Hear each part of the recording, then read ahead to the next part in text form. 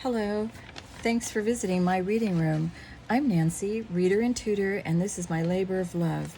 I'm very passionate about reading aloud. I'm also a small business owner of West Coast Polar Ice, Italian ice, and frozen specialties. I'm a contract vendor for Main Street Oceanside during summer months on the weekends. And you can visit my Instagram page, Icy Scoops, or my Facebook page, West Coast Polar Ice, if you'd like to get a hold of me. I'm a huge advocate for reading aloud on a regular basis. Our country needs strong, fluent readers with great critical thinking skills now more than ever. My mission is to build a love for reading cover to cover, one book at a time. If you enjoy my channel, please like, share, and subscribe, and I thank you here and now for any and all donations. God bless America. Today's classic read is taken from Bullseye Step into Classics for Young Readers, and it is The Time Machine by H.G.Wells, adapted by Les Martin. And we begin. Chapter 1. Call me the time traveler. That is what my friends now call me. But even they do not completely believe my story. Will you? I wonder. I can only write it all down. I can only hope that readers will see I tell the truth. Readers now or in the future. Only time will tell. Time. That word brings me to the start of my story, the start of my journey, the most amazing journey anyone has ever taken. First, a few words about myself. I am an inventor, a good one. My inventions have won me fame and fortune, but they were nothing compared with my latest, greatest one. I began work on this new invention 2 years ago. 2 weeks ago, I could report success at last. I invited my 4 best friends to my house in London. The date was September 15, 1895. My friends were educated men, a doctor, a writer, a politician, a psychologist, but they listened like school children as I explained my invention. There are 3 dimensions in our world, I said. We can see them easily: length, height, thickness. But there is another dimension we cannot see. Yet we know it is there. It is part of everything in the world. This other dimension is the 4th dimension. It is time. I let my words sink in. Then I went on. We can move through the first 3 dimensions. We can go backward and forward. We can go right and left, up and down. Then why can't we move through the 4th dimension too? A train travels on land, a ship on water, a balloon in the air, so why not a machine through time? I let my friends think about it. Then I gave them my news. I want you to be the first to know. I have built just such a machine. My friends' mouths dropped open. The writer was the first to speak. A time machine? He said with a smile. I never knew you had such a wild imagination. You should try writing fiction. You could create a new kind. Call it science fiction. The psychologist chimed in. I know how you like to joke, or else I tell you to have your head examined. By me, of course, for a fat fee. The doctor took me more seriously. You've been working too hard lately. Get out of your workshop for a while. A vacation would do you good, perhaps a trip.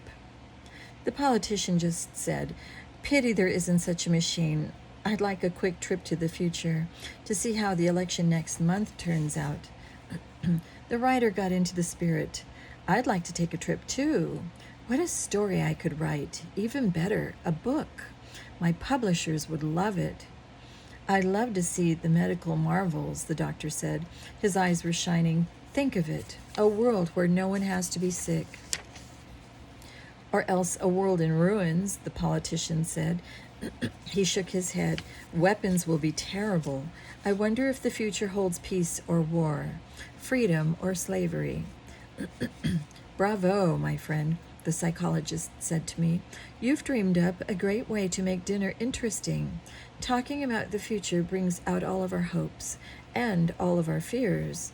Tell me then, did I dream up this? I asked. Is this a dream? I took an object the size of a clock from the cabinet. I set it on the table. My friends examined it. It had a metal frame. Inside the frame was an engine. It was made of rare crystal. A pair of white ivory levers was attached to the engine. In front of them was a tiny chair. And to let you see the picture,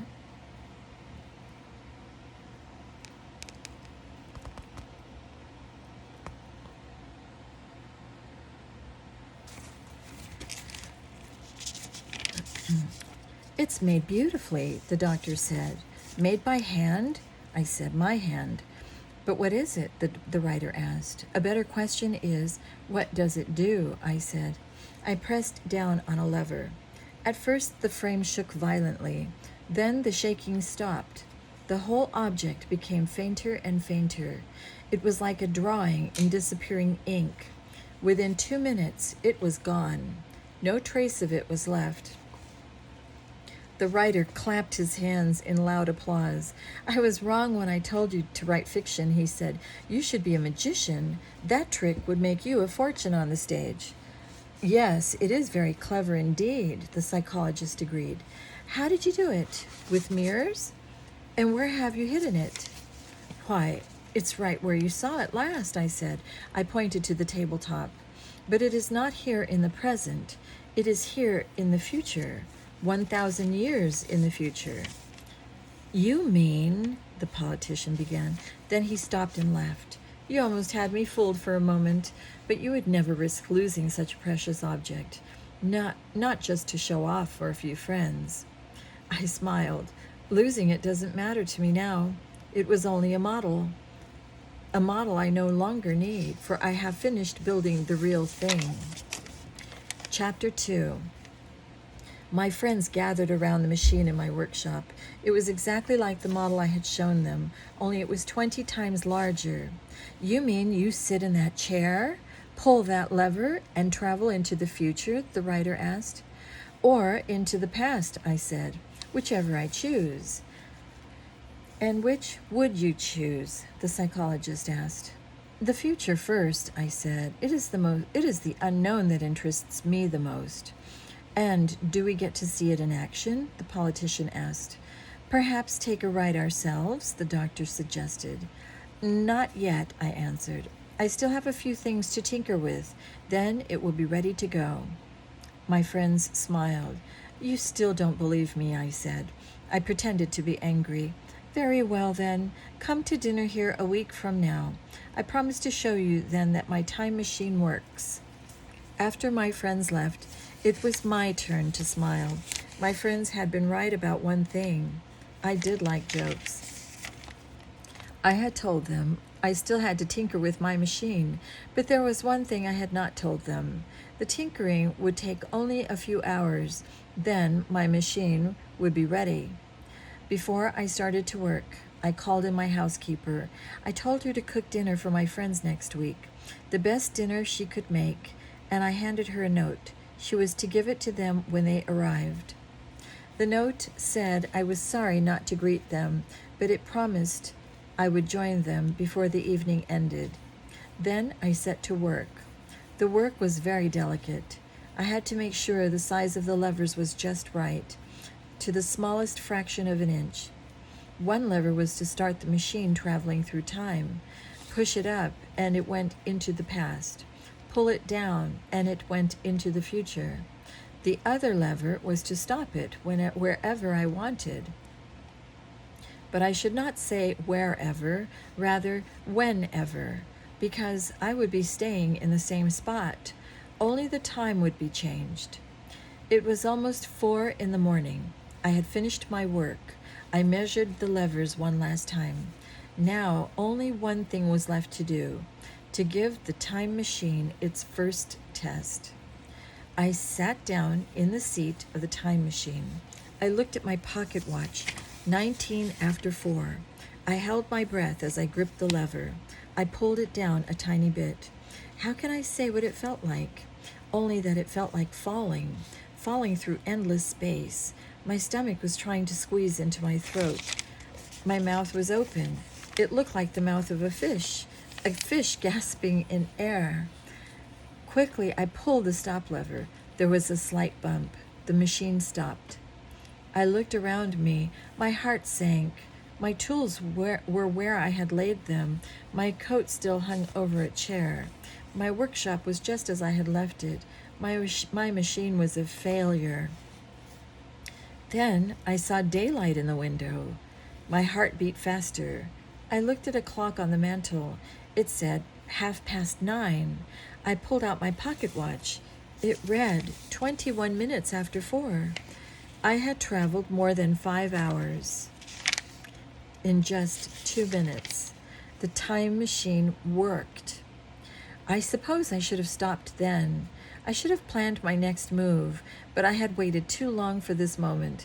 I could not wait any longer to journey through time. I pulled down the lever again. This time I pulled it a bit harder and farther. Time outside the machine speeded up. I saw my housekeeper whiz into the room. She cleaned it out in record time. She shot out the door. It was clear she could not see me. I pulled the lever farther down. The window grew dark. Then it brightened. Then it darkened again. Days went by like blinking lights. I pulled down on the lever still more. Daytime and darkness became a blur. The windows and walls of my workshop vanished. The machine was swaying now. My mind was swaying too, as if it were drunk. It was drunk with power. I wanted to pull the lever all the way down, and I did. Around me was a world of wonders, huge buildings rising taller and taller, skies changing from dark gray to blue sky, a countryside that grew greener and greener.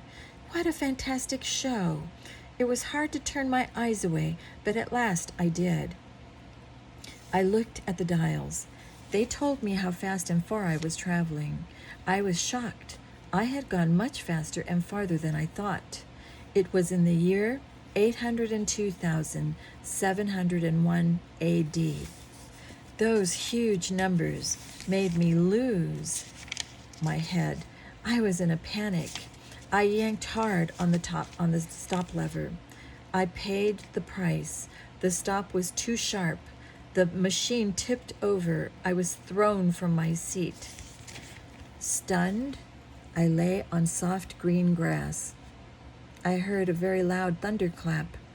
A shower of hailstones stung my face. It was impossible to see. A fine welcome, I muttered. A man travels over 800,000 years for a visit, and this is the greeting he gets? Then the hail thinned. The sun shone through a break in the clouds, and I got my first good look at the world of the future. Chapter 3. Through the thinning hail, I saw a white shape. Then the hail stopped completely. Blue spread over the sky, and I was staring at a huge white marble statue. On a high base of bronze, a sphinx, with the head of a woman, a lion's body, and an eagle's outspread wings. It towered above me. So this was what the future was like, I thought. The white sphinx was the work of a great artist. Clearly the future loved beauty. But then I looked more closely. The bronze base was green with mold. The sphinx face was partly worn away.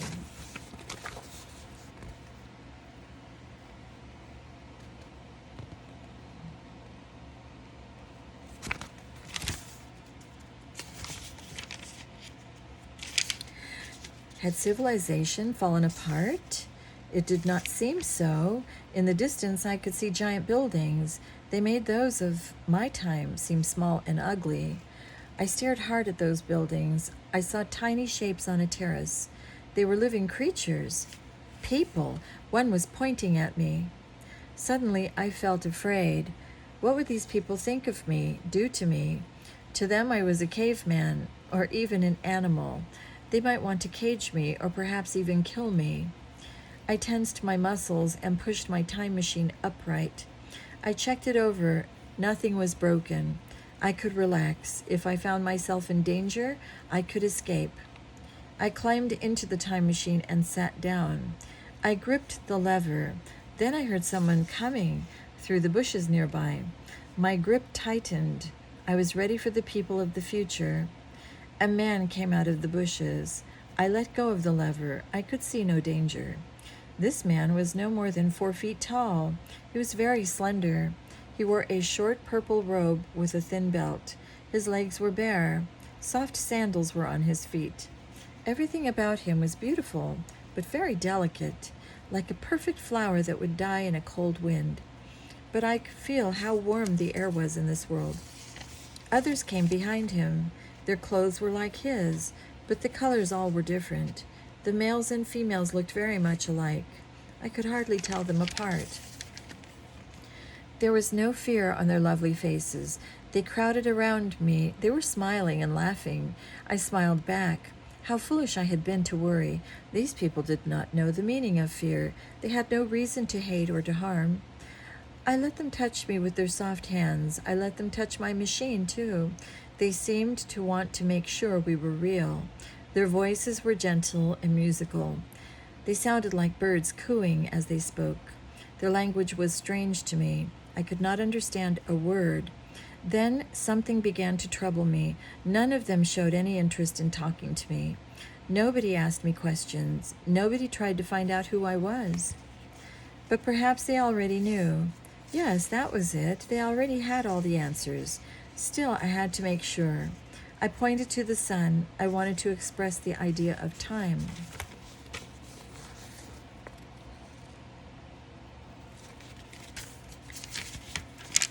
My first visitor looked puzzled. Then he clapped his hands in delight.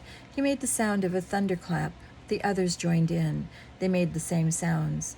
I was astounded. These people thought I had fallen from the sky, fallen like the hail. They had the minds of 5-year-olds. I tried to make sense of this. I could not.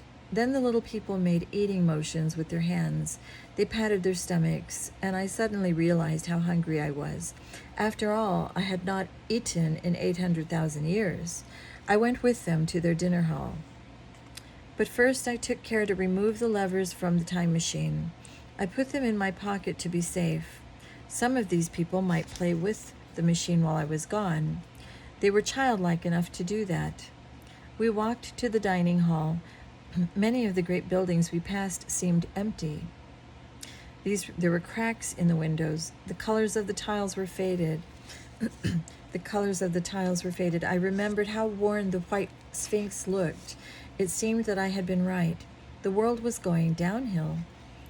When we entered the dining hall, I began to see why. The hall was huge. It had stained glass windows and a stained metal floor.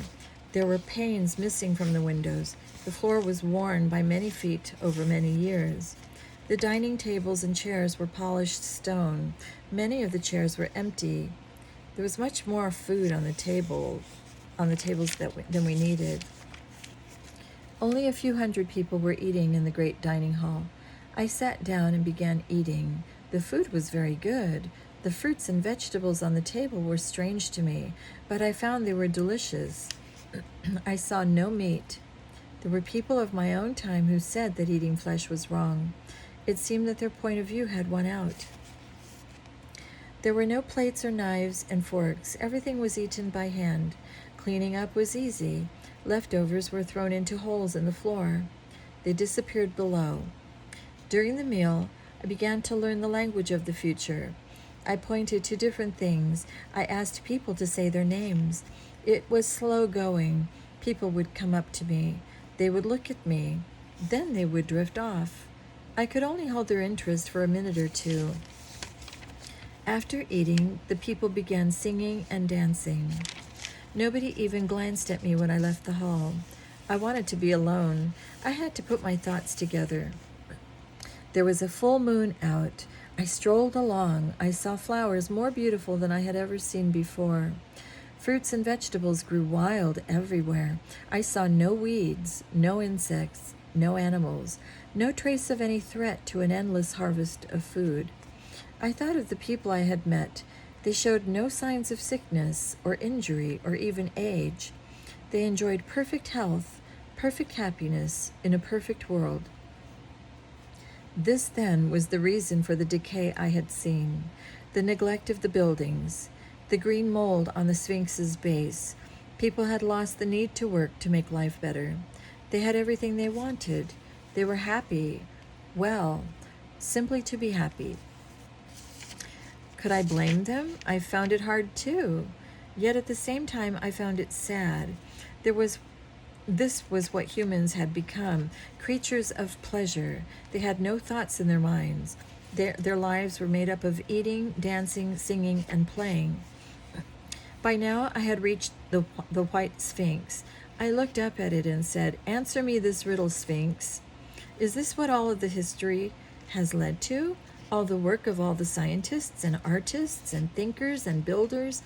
Did they do so much to produce so little? Did all their efforts produce a world of people who are forever children?"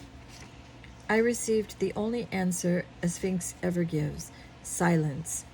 I sighed in despair. I would have to take my unanswered question back to my own time.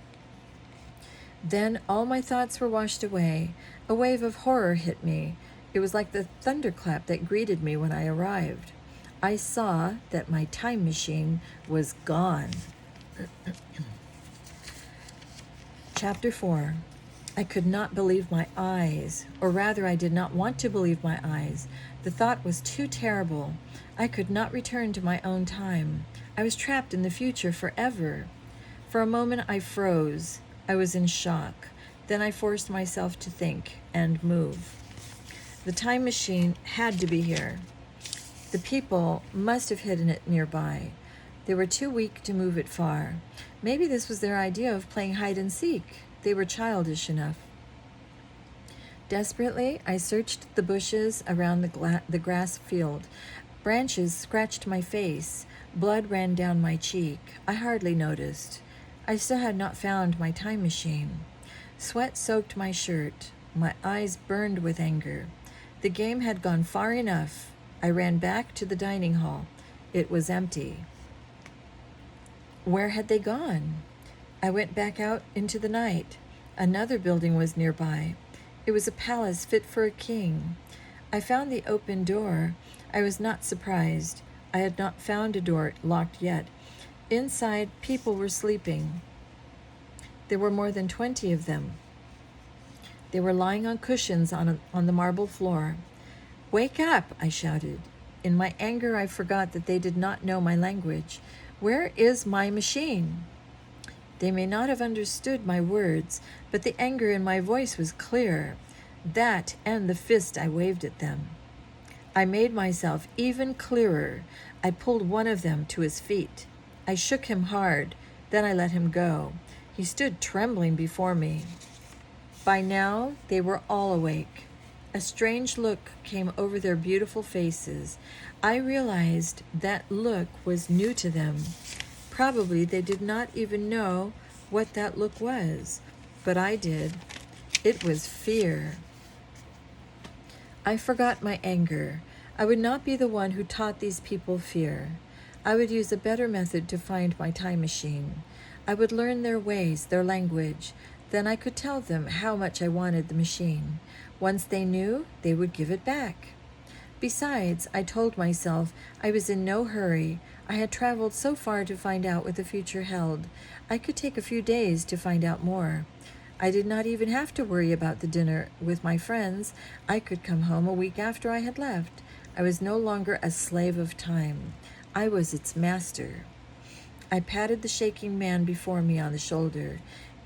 It is the way one calms any scared creature. It worked. He smiled and yawned. Then he lay down to go back to sleep.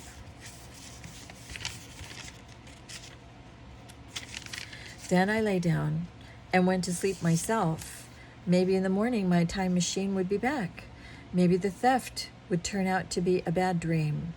It did not, but the next day it seemed less of a nightmare. When I awoke, I went back to the White Sphinx. I was hunting for clues. A group of people followed me. They had already forgotten the fear I had caused. I was once again an object of fun, like a new toy or game. I reached the spot where my time machine had been. There I saw what I had not seen in my panic. In the soft grass were 2 tracks. They marked where my time machine had been dragged away. The tracks led straight to the bronze base of the White Sphinx. I banged with my fist on the base. It was hollow. Now I knew where my time machine was. I looked more closely at the base. I saw almost invisible lines. They marked a sliding door. All I had to do was open that door. My time machine would be there waiting for me. But how could I do it? There were no handles, knobs, or levers. I had to figure out how the door worked, or else find tools to force it open. I turned to ask for help, but the people who had followed me were gone. Then I saw one of them. He was watching me from the bushes. Before he could get away, I grabbed him. I dragged him to the bronze base. I tried to make him understand what I wanted. I shoved his face close to the secret door. The look on his face stopped me. He looked sick. It was as if I were forcing something horrible down his throat. His eyes begged me to let him go, and I did. He ran away as fast as his legs would go.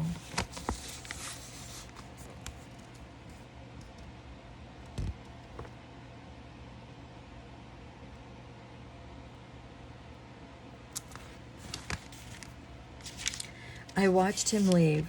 These children would not be any help. Then I looked around for something, anything I could use. I picked up a rock and banged on the door. It made a few dents, but that was all.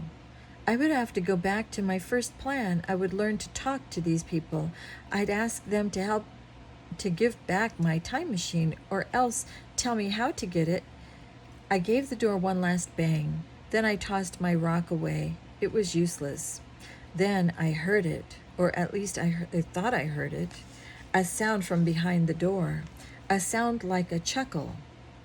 It stopped. I pressed my ear against the bronze, but I heard nothing more. I shrugged. Perhaps the sound had not come from behind the door. It could have been leaves on the trees. It did not matter. I could not worry about odd noises. I had more important things to do. I soon had another worry on my mind, and on my hands, a much more serious one. The people who had been so friendly before now stayed away from me. I could guess why. It had to do with my trying to open the bronze door. I must have broken some kind of rule. I had somehow become unclean. They shrank from me when I tried to make contact. My concern grew. How could I get them to give me what I needed so badly? The knowledge and the tools. Then an accident gave me what I needed most of all, a friend. Chapter 5. I was walking in the bright morning sunlight. I saw that the weather in England had changed for the better. It was delightfully warm out. All around me, people were enjoying themselves. They were playing tag and other simple games. They were dancing to songs that others sang. They were walking hand in hand. It was a scene of perfect peace and happiness, but suddenly it was shattered by a scream. The scream came from the river. A swimmer was crying for help. Amazingly, no one seemed to come. The people around me kept on smiling, laughing, singing, chattering. No one made a move to go to the rescue. I had to act fast. The river current was carrying the swimmer away. I stripped off my clothes and dove in. I reached the swimmer just in time. I saw the swimmer was a woman. I carried her to the shore. She was small and beautiful, like all her people. I lay her down on the grass. I rubbed her chilled arms and legs with my shirt. At last she stopped shivering. That was how I met Weena. She taught me her name. Then she taught me her language, and she taught me something even more important, that people still knew how to be grateful. I did not expect to see her again after she went off. These people could not keep their minds on anything. She would quickly forget how I saved her.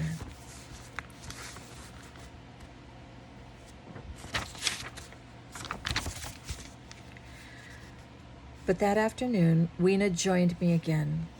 Smiling, she handed me a wreath of lovely flowers. Then she kissed my hands. After that, she refused to leave my side.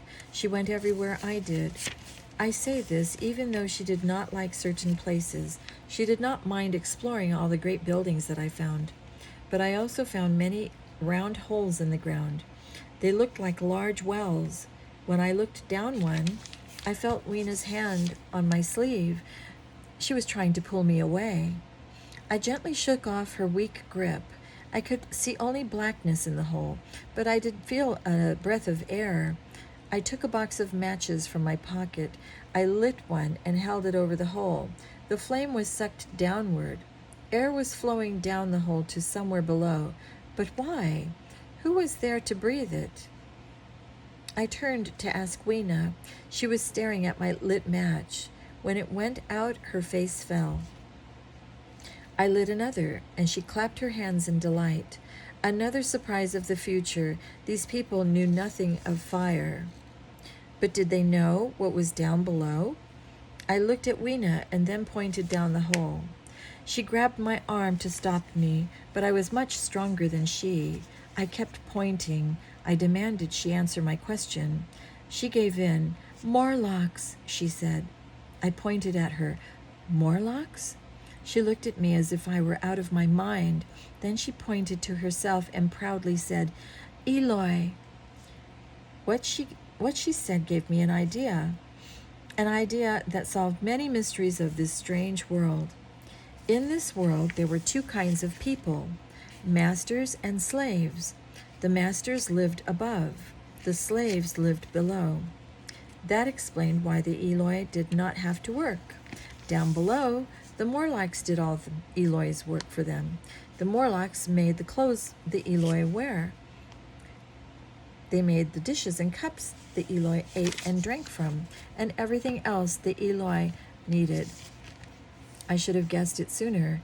Even in my own time, there were those who saw the world that way, split between the rich and the poor, between bosses and workers. Then another thought hit me. Perhaps the Eloi had not stolen my time machine. Perhaps it was the Morlocks. Yes, that made sense. The Morlocks were the ones who did the work. They were the ones who would be interested in machines. But what were these Morlocks like? How could I meet them and deal with them? The answers were waiting for me. I kept on walking with Weena at my side. Soon we came upon a huge building in ruins. Its high walls cast shadows as black as night. In those shadows I saw a pale shape. Another man might have said it was a ghost, but I am a man of science. I went to find out. I stepped into the shadows.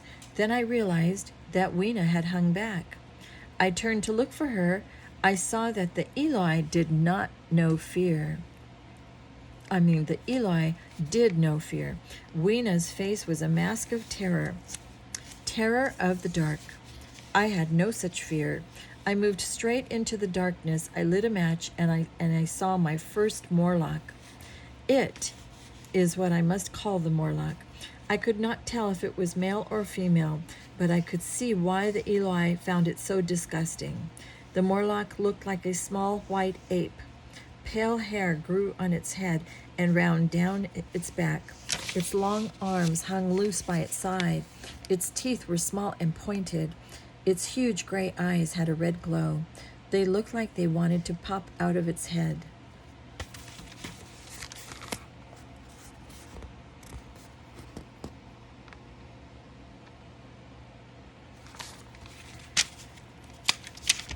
I saw all this in an instant. Then the Morlock turned and ran from my match. In its panic, it ran into the daylight. There it blindly ran into a tree. It shook its head, then it dashed into the shadow of another wall. I ran after it, but I could not catch up with it. It disappeared down a hole in the ground. I was panting. I lit another match and looked down the hole. I saw what I had not seen before. On the side of the hole were small metal handholds and footholds. This was how the Morlocks could reach the surface. This was how they could return to their underground world. And this was how I could follow them, if I had the nerve. Chapter 6. It was hard work climbing down the hole. The metal handleholds and footholds were made for Morlocks, and Morlocks were much smaller than I. I looked up. I saw Weena looking down at me. Her face was filled with horror at what I was doing. Behind her, I saw the bright blue sky. It grew dim as I went deeper into the darkness. Soon I was in total blackness. The humming of machinery grew louder around me as I went down. My arms and legs were aching. I stopped and lit a match. A little below me I saw a tunnel. It went into the side of the hole. I reached the tunnel. I ducked my head to enter it. Squeezing through was hard work. The sound of machinery grew louder and louder. At last I came out of the tunnel. I was in a huge underground room. I lit another match. I saw a giant machine. They were going at full blast. Then I saw something that interested me even more. A metal table with the leftovers of a meal. The leftovers were bones. Unlike the Eloi, the Morlocks still ate meat. I went over the bones. I wanted to find out what animals they came from. But when I saw the white creatures, Morlocks, everywhere, coming out of hiding among the machines, coming toward me, I must have scared them at first, but now they were losing their fear. Each time I lit a match, they froze, but each time my match went out, they crept closer. They were much smaller than I. I was sure they were much weaker, but there were so many of them. Both those I could see. And all the others I sensed were there. Now I could tell they were not afraid of me. They were afraid only of my matches. Living in darkness, they could not stand bright light. But I was afraid of them, very afraid, scared to the pit of my stomach. I did not know why, but I felt there was something evil about the Morlocks, very evil. I wanted to get out of there fast, but going through the tunnel would be slow, and slow would be dangerous. I had to buy time to escape safely. I thought of a plan. I let my match go out and waited. In the darkness, my heart pounded louder than the machines. Then I felt their soft little hands grabbing at me. Instantly, I lit a match, right in the faces of the Morlocks. They were swarming over me like bugs. They turned and fled, but not before one of them grabbed my box of matches.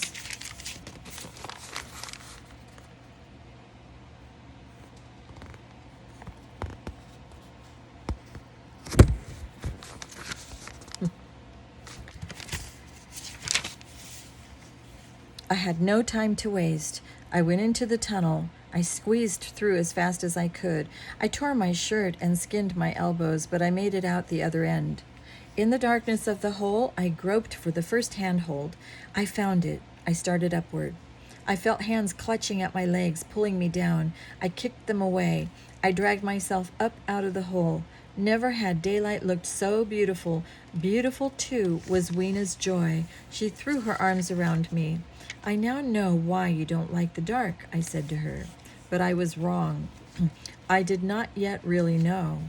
Only later would I learn why Weena feared the dark, Weena and all the Eloi. But first I found something that made my own fear go away. I found it in a building that used to be a museum. The building was in ruins. No Eloi was interested in a museum, but whoever built it well. The glass cases were airtight, and none of them were broken. With Weena at my side, I walked among them. I saw the great inventions of the past, inventions now forgotten by people of the future. Then I spotted the most important forgotten invention of all, a box of matches. I smashed the glass. I struck one of the matches against the box. The match flared. I breathed a sigh of relief. Weena once again clapped her hands in delight. As we left the museum, the sun was setting. Weena pulled at my arm. She wanted to hurry. She wanted to reach the others before dark. But it was too late for that. We had wandered too far. Nightfall found us alone in the woods. The rising of the moon was hours away. Weena clung tightly to my arm. She was afraid of the night, even more afraid of it than of the shadows. Soon I knew why. I heard Morlock feet running all around us and grunting Morlock voices. I felt Weena let go of my arm. In my hand, I carried a metal bar. I had used it to smash the glass case in the museum, but I realized it was useless now. There were too many Morlocks around, far too many to fight in the dark. But I did have a weapon that would work. Swiftly, I struck a match. I saw Weena lying at my feet. She had fainted dead away. And in a circle around us, Morlocks were closing in. Wave upon wave of them, hideous and hungering. I could not hold them off for long, only for as long as my matches lasted. I wish I could boast how smart my next move was, but it was very simple. A caveman would have done it the same thing 1,000,000 years ago. I built a fire. I started with dry twigs. Then I added thick branches I snapped off the trees. I soon had a fire burning brightly. Its light protected us from the Morlocks. It was like a fortress wall. I lay Weena beside the fire. I hoped its warmth would waken her, but it did not, and the warmth did the opposite to me. I had traveled hundreds of thousands of years through time. I had been exploring the future for days with no let-up. I was bone-tired. I fell asleep. I woke to darkness with so many little hands clutching my arms and legs, and so many little teeth nipping at my skin.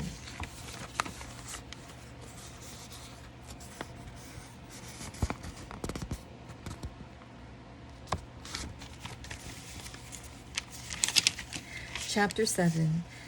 I felt for my box of matches. It was gone. The Morlocks were smart, cunning at last. They had figured out that my matches meant danger. Again, they had stolen them from me. I still had my metal bar. I hit out with it in the dark. I felt it make contact. I heard cries of pain. But there were too many hands attacking me, too many teeth. Soon my arm began to tire. It seemed only a miracle could save me, and something close to a miracle did. There was a burst of light, and the attacking Morlocks melted away. For a moment I could not see. I was blinded by the glare. Then I saw that the light came from a nearby bush. The bush had burst into flame. A spark from my dying fire must have started it burning. The sun in this world of the future was much stronger. The bush was still very dry from the hot day before. Flames leaped up from it. A tree beside it began to burn. The Morlocks were caught in the wildfire. They were blinded by its light. In their terror, they ran into each other, into trees, even into the flames. A few died. The rest found their holes and escaped. I relaxed. The fire was burning itself out, but dawn was breaking. I was safe.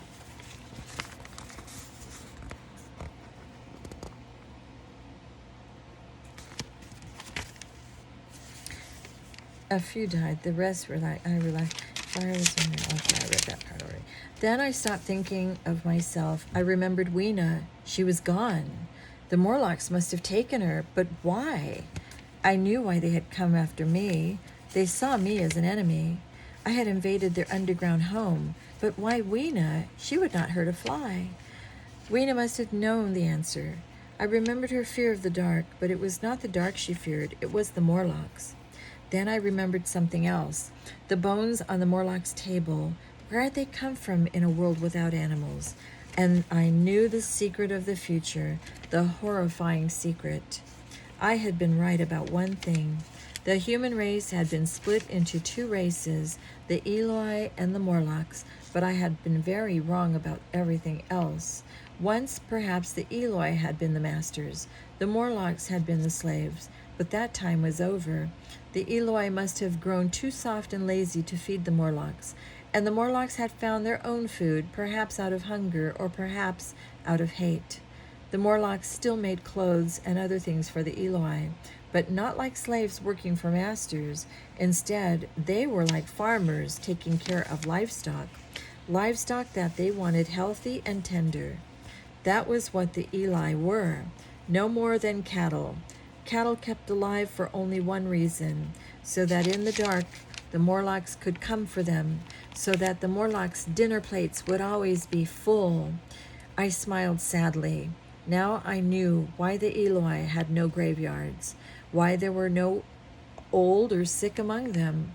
Once I had thought they had conquered death. What a cruel joke. Death, the most terrible kind of death, ruled over them. In the east, I saw the dawn. I shivered. I could not stand to stay in this world any longer. I could not stand seeing the Eloi again, not now that I knew what they were and what would happen to them. Besides, now the Morlocks were after me too.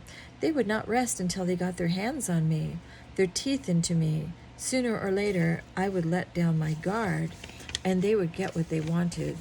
I had to get out. I had to get my hands on the time machine. It was still locked in the base of the White Sphinx. I weighed the metal bar in my hand. Perhaps could break open the bronze door. I hoped so. I had no other tools, unless I found a use for a few matches still in my pocket. They must have slipped out of the box before it was stolen. The day was hot and bright by the time I reached the White Sphinx. Its worn face seemed to smile down at me. "Now I know why you're smiling," I said to it. "I know your horrible joke. I know the answer to the riddle of the future." Then I lifted my bar to smash the bronze door. But before I could, I heard a sound, a whirring sound. The door slowly slid open. There was my time machine right inside the hollow base. It looked like it was in good shape. In fact, it was in much better shape than I had expected. Dents had been smoothed out. Every inch was oiled and polished. The Morlocks took good care of machines. I let my bar drop. Quickly, I checked my pockets. I made sure I still had the 2 ivory levers, the levers that worked the time machine. Then I stepped into the base, and I had to reach the machine. Even though I guessed what was going to happen, and it did. The door swiftly slid shut. I was trapped in the dark. The Morlocks must have been proud of their trap. I heard chuckling grunts as they closed in on me. I smelled their disgusting bodies. But they were not dealing with a childlike Eloi. I had seen through their trick. I was prepared. Already I had a match in my hand. When it flared, the Morlocks would retreat. I would be able to put the levers back into the time machine. I would give a pull, and I would be out of this trap, out of this nightmare future world. I would be heading back to my own world, my own time. Smiling, I struck the match against the inside of the door. Nothing happened. I tried again. Still nothing. I had forgotten one detail, one deadly detail. The matches were the wrong kind. They lit only when struck against the side of their box. They were useless here, and the Morlock's hands were already grabbing at me in the dark. Chapter 8. I did not try to fight off those hands. There were too many of them. I did not have the time to spare. My only chance was to make my move fast, before any more of the Morlocks grabbed me. I felt my way to the seat of the time machine, dragging Morlocks with me. I sat down on it. I found the openings for the levers. I shoved one into place, then the other. By now the Morlocks were almost pulling me from my seat.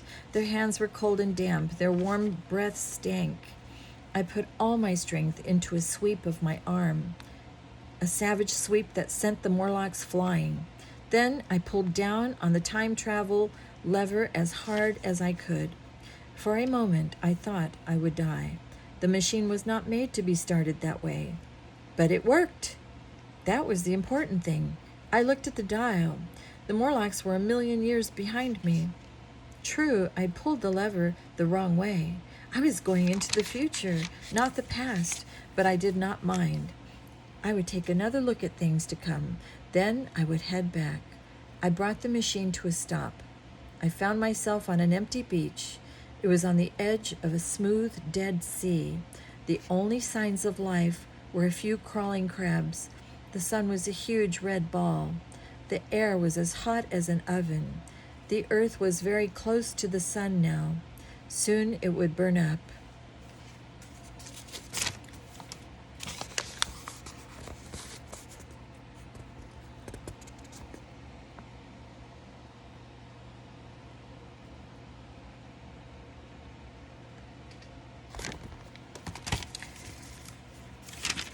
I wiped sweat from my brow.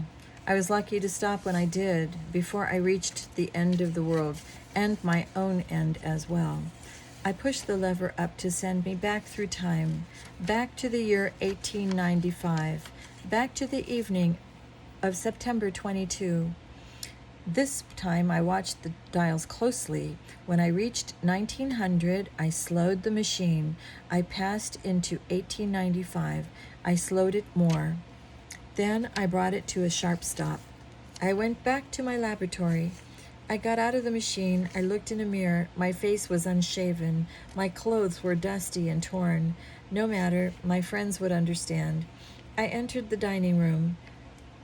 They were just finishing dinner. I hope you enjoyed the meal, I said. I told my housekeeper to do her very best. It was fine, the writer said. He smacked his lips. Delicious, said the politician. He was finishing the last crumbs of his cake. You'll have to tell quite a tasty tale to top it. The psychologist was smiling as he spoke. I will let you be the judge of that, I said. I sat down at the head of the table, and I told them my story. When I finished, my friends looked at one another. The doctor spoke for all of them. It's a wonderful story, he said. But do you have proof? I can give you only my word of honor, I said. Their faces fell. Then I added, oh yes, and this. I pulled from my pocket a handful of flowers, the flowers that Weena gave me after I saved her life. I handed them to the doctor. I knew his hobby was the study of flowers.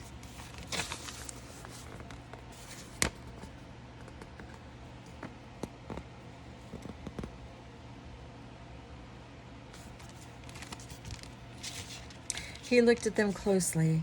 At last he spoke. I've never seen flowers like these, he admitted. Nor will you, unless you travel in my time machine, I told him. They are proof of my story. I looked at the flowers sadly. I thought of Weena. I could almost see her again. They are proof of something else, too, I said. Proof that people of the future still could feel gratitude. They still could feel love. Too bad your story has such an unhappy ending, said the writer. He shook his head. It's a pity about Weena, and even more of a pity about the human race. Perhaps I can come up with a different ending, I said. I'll see what I can do. Please come to dinner next week. I'll have another story for you. I told them nothing more.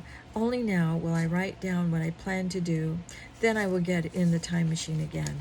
I will return to 802,701 AD.